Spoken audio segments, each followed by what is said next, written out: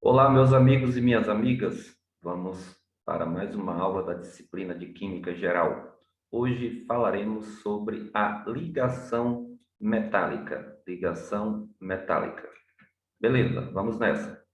Bom, esse quadro aqui eu trago para a gente relembrar os três tipos de ligações que nós estamos estudando. Já falamos sobre a ligação iônica e a principal característica da ligação iônica é que ela ocorre entre um ametal e um metal, e aqui ocorre a doação e o recebimento de elétrons. Falamos da ligação covalente, que é a característica marcante aqui é o compartilhamento de elétrons, e ela também ocorre entre ametais. E agora chegou a vez de falar da ligação metálica, que é esse tipo de ligação que vai ocorrer entre metais.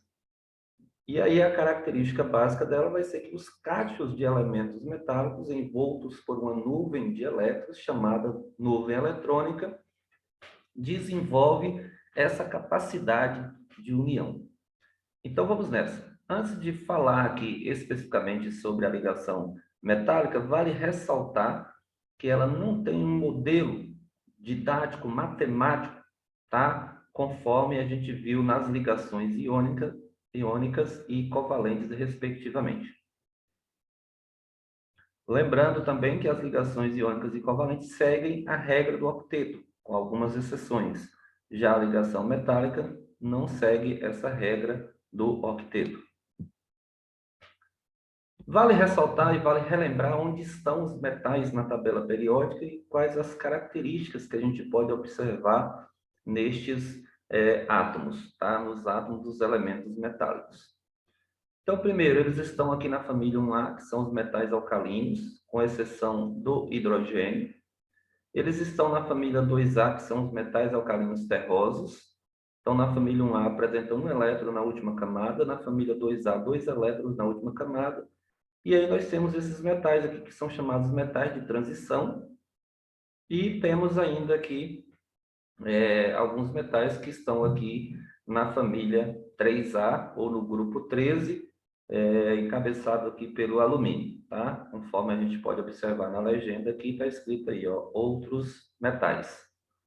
No geral, esses metais, eles apresentam 1, 2 e 3 elétrons na última camada, tá? No geral, com algumas exceções aí.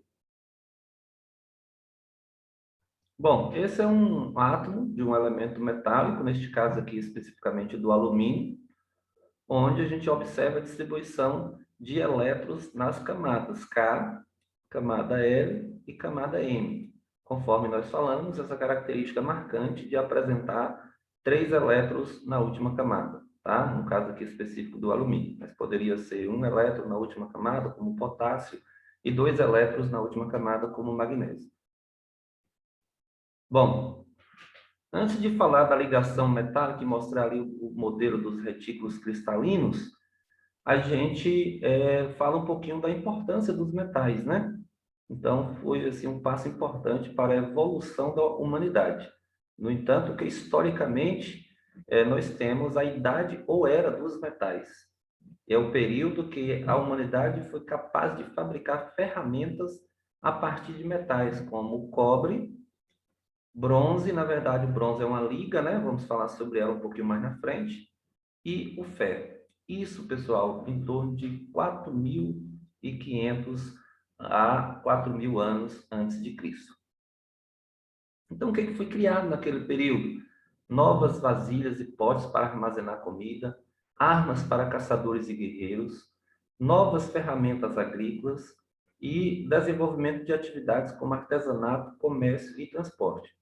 Portanto, a descoberta destes metais contribuiu muito para a evolução da humanidade, uma vez que aumentou a oferta de alimentos e a proteção. Consequentemente, isso foi um passo importantíssimo para o aumento da população. Trago aqui também um metal muito importante, que é o ferro, né? Utilizado aí extensivamente para a produção de aço, liga metálica, para a produção de ferramentas, máquinas, veículos de transportes, automóveis e navio, como elemento estrutural também de pontes, edifícios, e uma infinidade de outras aplicações. O alumínio, também muito conhecido nosso, outro metal importantíssimo, né, utilizado aí nos utensílios de cozinha, arquitetura e construção civil, transmissão de eletricidade, conforme a gente vê aqui nessa imagem. O óxido de alumínio também é utilizado em diversas situações, como em cosméticos, plásticos, abrasivos, catálise, tintas. A safira aqui, que pode ser feita de forma sintética e tem diversos usos, como em lentes de câmeras de celulares. O titânio, usado aí amplamente na medicina, né? Então, para ser usado na medicina, o metal precisa ter algumas características. Então, esses materiais introduzidos no corpo podem criar potenciais riscos para a saúde mais tarde, né? Então, nesse sentido, não pode ser tóxico de nenhuma maneira, deve ter boas relações de força para peso e exibir alta resistência à corrosão. O titânio cabe todas essas qualificações, razão pela qual é o metal mais comum usado em aplicações biomédicas e dentárias. Poderemos citar aqui também a importância dos metais no sentido de ter esse cuidado, né? De saber que existem alguns metais que são chamados metais pesados. Esses metais são quimicamente altamente reativos e bioacumulativos, ou seja, acumulam em organismos vivos, tá? E não é capaz de ser, os organismos vivos não são capazes de eliminá-los. São definidos como um grupo de elementos situado entre o cobre e o chumbo na tabela periódica. Aí eu trago aqui alguns exemplos, né? O cádmio, mercúrio, arsênio, chumbo, cromo e manganês, entre outros. Vale ressaltar que estes elementos também têm aplicações práticas, mas aqui a gente quis dar a ênfase nos cuidados que a gente precisa ter, principalmente quando se fala de descarte desses materiais que contêm metais pesados e que podem ser prejudiciais à saúde das pessoas, bem como ao meio ambiente. Bom, por que os metais têm essas aplicações que a gente acabou de citar? Então, essa resposta pode ser obtida quando a gente estuda as propriedades dos metais. Então, vamos ver aqui algumas dessas propriedades. A primeira é que eles são bons condutores de eletricidade, por isso que a gente mostrou lá o alumínio conduzindo, que faz parte das redes elétricas, né? Então, eles conduzem tanto no estado sólido quanto no estado líquido. Observe que o alumínio nem é o melhor condutor de eletricidade. O melhor condutor de eletricidade está aqui, ó, é a prata, depois seguido pelo cobre. Porém, são caros, né? Esses materiais aqui são mais raros e são caros, portanto, o alumínio é quem é mais utilizado de fato, tá? O alumínio. Então, observa aí, aqui tem a unidade no Sistema Internacional, né? De resistividade, que é o ROM por metro, e vezes metro, aliás, e a condutividade é o inverso, né? Então, ROM a menos 1 vezes metros a menos 1. É a unidade de medida de condutividade. Observe que os metais também são bons condutores térmicos, e aqui aparece o alumínio, tá? Como um dos interessantes aqui, ó, que apresenta alta condutividade, tá? Temos o ferro, o cobre também é altamente condutivo, ó, inclusive superando o alumínio, o ouro também, e a prata. Porém, o alumínio, em função da sua abundância, é o que é mais utilizado para essa função, principalmente quando a gente lembrar aí dos nossos utensílios, né? De cozinha, por exemplo. Apresenta essas duas características também, ductibilidade e maleabilidade. O que é ductibilidade? É a capacidade de formar fios. O ouro tem uma boa ductibilidade. E o que é maleabilidade? É a capacidade de formar lâminas. Então, os metais apresentam essas características, tá? De formar essas lâminas. Então, essa característica é chamada maleabilidade. E a característica, a capacidade de formar fios, é chamada de ductibilidade. Os metais também apresentam alto ponto de fusão e alto ponto de ebulição. Então, veja bem que são necessárias altas temperaturas para que ocorra a fusão de um metal. Observe aqui o ponto de fusão do ouro, tá? 1063 graus Celsius. O ponto de fusão do alumínio, 660. E o ponto de fusão da prata, 961. graus Celsius ou graus centígrados, mesma coisa. Bom, os metais também apresentam rigidez. Um dos 10 aqui mais rígidos, né? O mais duros, digamos assim, é o gadolínio. O Gd é o símbolo do gadolínio e o número atômico desse metal forte, né, é 64. É encontrado em branco prateado em sua forma natural, comumente usado em radiografia de nêutrons e em outras áreas. Um dos metais também bastante rígidos é esse aqui, é um metal forte chamado tântalo. Tá? O elemento de símbolo Ta, tá? Com o número atômico 73, é usado para construir resistores, capacitores eletrolíticos, telefones portáteis, computadores e eletrônicos automotivos. Descoberto em 1802, o ponto de ebulição é de 5.000, olha o ponto de ebulição dele, 5.457 graus Celsius, e o ponto de fusão de 3.020 graus Celsius. O tântalo é usado no circuito de smartphones e é mais difícil de se obter, e vem principalmente do Congo, né, Ruanda e também do Brasil, principalmente aqui do Congo. As maiores reservas estão lá na República Democrática do Congo. Um fato triste é que na extração desse metal ocorre uma exploração de mão de obra infantil e também de pessoas no geral, de adultos. Portanto, isso é um fator desfavorável, é um fato que entristece a gente, esse tipo de exploração de mão de obra barata. Portanto, vamos ter aí cuidado com os nossos smartphones para não ficar trocando de celular a todo momento, porque toda vez que você troca e você descarta, você está aumentando lá essa mão de obra exploratória que ocorre nesses países, conforme a gente pode ver aí nessa imagem.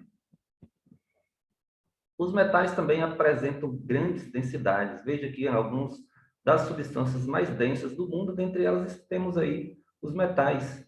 Enquanto a densidade da água, por exemplo, é 1 kg por decímetro cúbico, a gente pega esse líquido como referência, o tungstênio é 19,3 kg por decímetro cúbico. Significa que se eu pegar 1 litro, tá, de tungstênio, vai ter uma massa de 19,3 kg. O ouro também é bastante denso, 19,32, o plutônio 19,84, a platina, pessoal, 21,45, o irídio 22,42 e o ósmio 22,57. Outra característica dos metais é apresentarem brilho, tá? E aí eu trago aqui um exemplo, né? A gente podia citar aí o ouro, a prata, diversos outros metais, mas aqui eu trago o ródio, né? Um metal aí que está em alta, está na moda, digamos assim, é precioso, da família da platina, é um metal muito raro também, e devido às suas qualidades como resistência, alto brilho e pouca oxidação, o banho de ródio, além de acrescentar valor estético às peças de joalheria, é a escolha certa para protegê-las do desgaste natural. Lembrando que é um metal muito caro também, talvez um dos mais caros aí do mundo. Bom, falando então dessas ligações metálicas, como é que elas ocorrem? Conforme nós já falamos lá no início, a explicação está numa nuvem de elétrons, que formam os chamados pseudos cátions, ou seja, falsos cátions. Por que não são cátions verdadeiros, professor? Porque não houve a doação. Eu vou ter um cátion sempre quando eu perco elétrons, quando perde-se elétrons. Então, embora eles tentam fugir, é como se eles estivessem numa nuvem eletrônica tentando fugir, eles não fogem. Então, esses elétrons eles ficam ali livres, tá? E esses elétrons, trata-se principalmente dos elétrons da última camada. São muito eletropositivos, ou seja, possuem uma forte tendência de perder elétrons, e é exatamente isso que acontece, sendo que esses elétrons liberados são chamados de semilivres ou de elétron livres, conforme pode ver aqui no modelo que a gente apresenta. Os átomos dos elementos metais agrupam-se de modo a formar ranjos cristalinos diferentes, que são chamados também de células, ou grades, ou ainda reticulados cristalinos, tais como os mostrados abaixo. Aqui eu tenho um tipo de retículo, né, chamado cúbico de corpo centrado, tá? Isso que é válido para o ferro, o vanádio, tá? O crômio, Aqui eu tenho um cubo de faces centradas. Aqui está presente o alumínio, o níquel, tá? Entre outros, a prata, o cobre, o ouro. Então, apresenta esse tipo de formato. E aqui eu tenho hexagonal compacto, tá? O titânio, por exemplo, tem esse formato aí. O magnésio, o cádmio, o zinco. Então, apresenta esse tipo de formato. Bom, para finalizar, a gente fala um pouquinho aqui sobre as ligas metálicas, que é a união entre diferentes tipos de metais. Uma das mais importantes ligas metálicas que a humanidade conhece é o aço, tá? Então, o aço é uma liga metálica formada por ferro e carbono. E aqui apresenta as porcentagens desses, né? Distingue-se do ferro fundido, que também é uma liga de ferro com carbono, mas com teor de carbono acima de 2,11%, tá? E aí tem diferentes tipos de aços, por exemplo, um aço aqui, por exemplo, chamado patinável, ele reage com a água, né, da chuva e com o oxigênio presente no ar, e cria uma película protetora aqui nesse material, tá? Consequentemente, dando uma vida mais longa aí para estruturas que ficam expostas, como, por exemplo, essa ponte que está sendo mostrada aí na figura. E o aço está presente aí em diversos outros aspectos do nosso dia a dia, nas construções, por exemplo, tá? Então, é inquestionável a importância do aço para o desenvolvimento da humanidade, em função da sua resistência, por exemplo. Outra liga muito conhecida é o bronze, tá? Muita gente chega a confundi-la com um metal, mas é uma liga formada por cobre mais estanho, e aí pode ser introduzido aqui também outros metais ainda, como o zinco, o alumínio, o antimônio, o níquel, o fósforo, o chumbo, entre outros. Foi muito utilizado para a fabricação de moedas, por exemplo, tá? E hoje é utilizado aí na fabricação de engrenagens, de peças também utilizadas na hidráulica, portanto, apresenta aí diversas utilidades. O bronze também foi a primeira liga descoberta pelo homem, né? Quando juntou lá o cobre, já tinha descoberto o cobre e juntou com o estanho. Outra liga também comum aqui é o ouro 18 quilates, né? Só esclarecendo, aqui pode ser ouro mais cobre, ou até com outros metais também, mas para definir a quantidade de ouro numa liga, surgiu a expressão quilates, sendo que 24 quilates equivale a 100% de ouro. Então, se eu quero um material, uma joia, por exemplo, de ouro puro, ela tem que ser 18 quilates. Se falarmos que uma joia de 18 quilates, isso significa que ela tem 18 partes, tá, de ouro e 6 partes de outros metais. Ou seja, tem 75% de ouro. Daí, na Europa, é muito utilizado o termo, né, ouro 750. Outra liga que está presente aí no nosso cotidiano é a amálgama. É um material utilizado na odontologia, né, feito de uma liga entre mercúrio, prata e estanho, que pode ser resistente à oxidação, tem a finalidade de proporcionar a restauração de dentes, por exemplo. Tem outros tipos de amálgamas também com outras aplicações. Aqui foi um dos tipos. Bom, então, resumo dessas ligações químicas interatômicas. Lembrando, ligação iônica ocorre entre metal e ametal, tá? Esse é o critério, onde o metal doa e o ametal recebe elétrons. Elas seguem a teoria ou a regra do octeto. Ligação covalente ou também ligação molecular. Ocorre o compartilhamento de elétrons e ela ocorre entre ametais. Ligação metálica, formada através de uma nuvem de elétrons ou uma nuvem eletrônica. Ocorre, evidentemente, entre metais. E aqui um exercício, uma questão aqui para a gente discutir um pouquinho sobre o que foi falado, tá? Cerca de 1% do lixo urbano é constituído por resíduos sólidos, contendo elementos tóxicos. Entre esses elementos estão os metais pesados, como o cádmio, o chumbo e o mercúrio, componentes de pilhas e baterias, que são perigosos à saúde humana e ao meio ambiente. Quando descartadas em lixos comuns, pilhas e baterias vão para aterros sanitários ou lixões a céu aberto. E o vazamento de seus componentes contamina os solos, os rios e o lençol freático, atingindo a flora e a fauna. Por serem bioacumulativos e não biodegradáveis, esses materiais chegam de forma acumulada aos seres humanos. por meio da cadeia alimentar. A legislação vigente, resolução do CONAMA, tá? Número 257 de 1999, regulamenta o destino de pilhas e baterias após o seu esgotamento energético e determina aos fabricantes e ou importadores a quantidade máxima permitida desses metais em cada tipo de pilha ou bateria. Porém, o problema ainda persiste. Essa é uma questão do Enem, tá?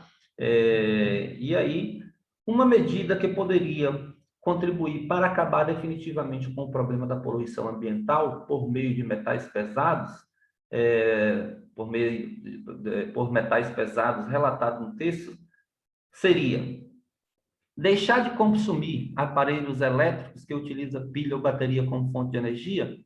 Na verdade, nós temos essa dependência, né? Felizmente, a gente tem essa dependência desses aparelhos, tá? É quase impossível hoje a gente sobreviver sem usar a pilha ou sem usar a bateria. Usar apenas pilhas ou baterias recarregáveis e de vida útil longa e evitar ingerir alimentos contaminados, nem sempre dá para saber se o alimento está contaminado ou não. Portanto, essa alternativa também não justifica, especialmente peixes.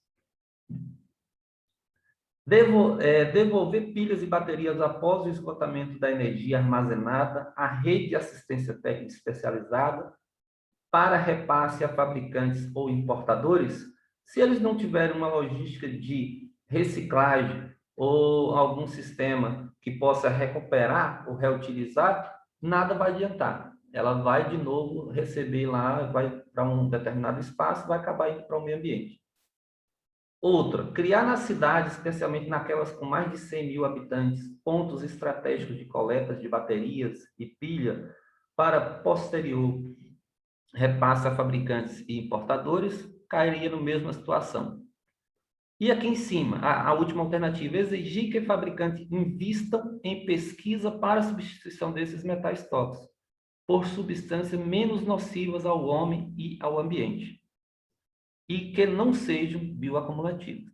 Portanto, de acordo com o contexto da questão, a alternativa correta é essa aqui. Questão 2. O cobre metálico é bastante utilizado na confecção de fios condutores de eletricidade.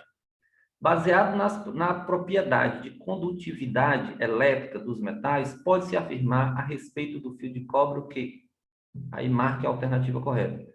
É constituído de íons metálicos positivos em posições ordenadas, com elétrons de valência movimentando-se em todo o fio. É constituído de moléculas, seus átomos estão unidos por ligações iônicas. As forças eletrostáticas que unem os átomos de cobre no fio são resultantes de interações covalentes. Não são covalentes, não são iônicas, não formam uma molécula, portanto, a alternativa correta é a letra A. Valeu, pessoal, por hoje foi essa aula, tá? Qualquer dúvida pode digitar aí no chat, tá? Ou no nosso grupo que a gente está aí para esclarecer. Muito obrigado. Por último, aqui uma frase, né? Conhecer como utilizar as diferentes substâncias no dia a dia, bem como se posicionar criticamente com relação aos seus impactos ambientais, de aplicações químicas, é prerrogativa para a formação do cidadão ou da cidadã crítico ou crítica e atuante. Valeu!